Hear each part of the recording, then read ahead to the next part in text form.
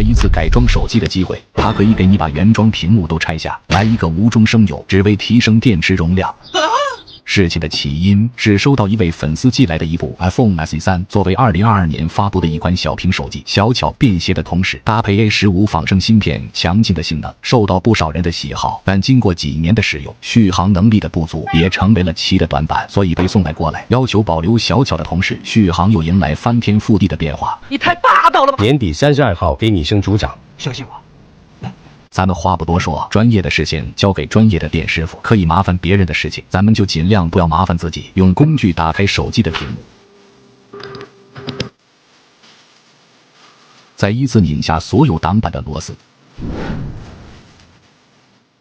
取下挡板，断电，断开屏幕的连接，分离屏幕，打上少许82年的工业酒精，软化电池胶，软化后更方便我们取下电池。清理干净残胶，所谓细节决定成败。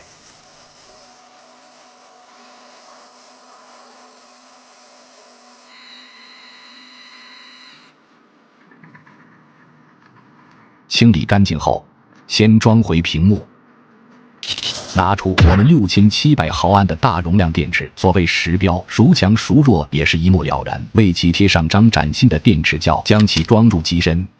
再重新装回所有的挡板螺丝，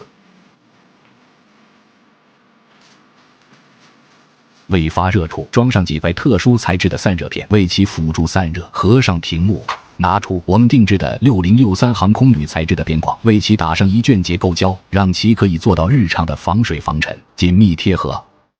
再锁紧底部的螺丝，基本就大功告成。连接艾斯电池的容量也是成功的来到了6700毫安，并且改装后的所有功能都是不受任何影响的。为了测试改装后的小巧性，我们测量一下改装后的重量，仅只有231.2克。测量一下厚度，14.35毫米，保留小巧的同时 ，A15 的芯片搭配超大容量的续航。要是你的手机也可以改装，你觉得你可以做到几天不给手机充电呢？